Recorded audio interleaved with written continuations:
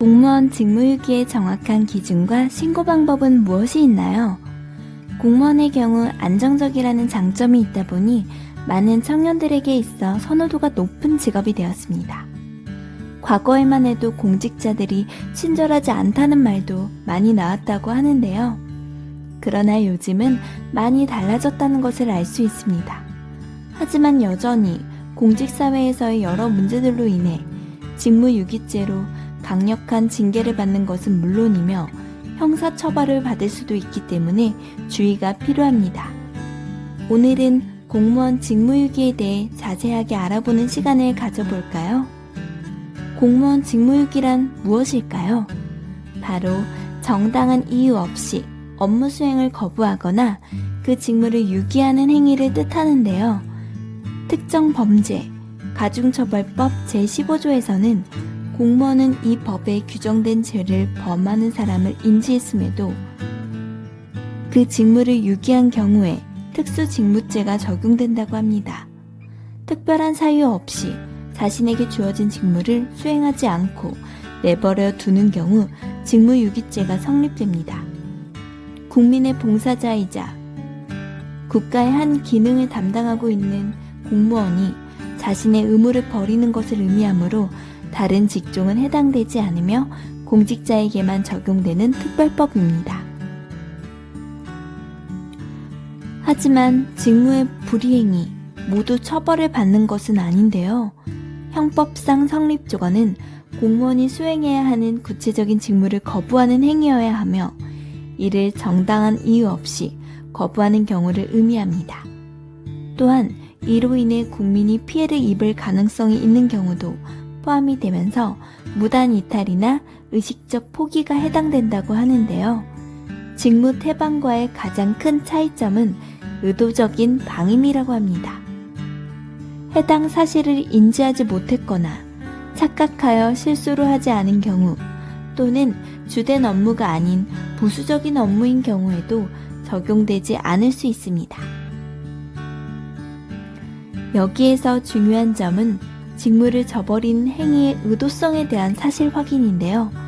예를 들어서 일을 하려고 했지만 의도치 않게 갑작스러운 상황에서 못하게 되었다면 직무 태반으로 간주된다고 합니다. 일의 처리 속도가 느리거나 결과가 부족한 건 역시 처벌되지 않는다고 하는데요.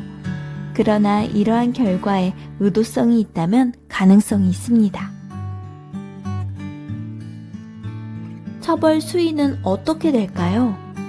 공직자가 정당한 이유 없이 자신의 직무 수행을 거부하거나 직무를 유기한 경우 1년 이하의 징역형 또는 금고, 3년 이하의 자격정지에 처할 수 있습니다.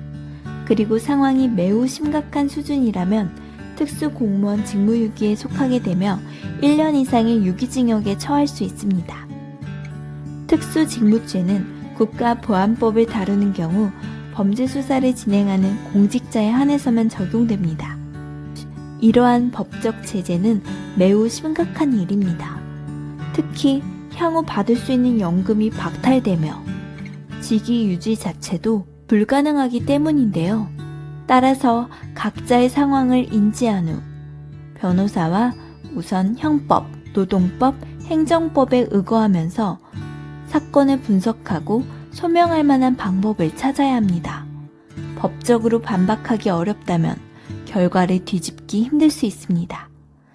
그러나 여러 사안을 토대로 본인의 억울함을 증명할 수 있다면 여러 절차를 통해 적극적으로 해명해야 합니다. 그래도 공무원의 징계가 억울해요 라고 생각하는 공무원이 있을 수 있는데요. 그래서 그때 소청심사에 대해 알아보는 경우가 많습니다. 소청심사의 주요 목적은 공무원 징계 처분의 법률적 불합리성을 검토하는 것입니다. 이를 통해 공무원이 자신의 징계에 대한 법률적 불만을 제기하고 처분의 적법성과 합리성을 판단할 수 있도록 합니다. 또한 소청심사는 공무원의 권리를 보호하고 불합리한 징계 처분을 규정에 따라 검토하며 이로써 공무원에게 공정한 절차를 제공하고 있습니다. 우재 법률사무소를 찾아주세요. 여러분의 구독과 좋아요, 알림 설정은 큰 힘이 됩니다. 우재 법률사무소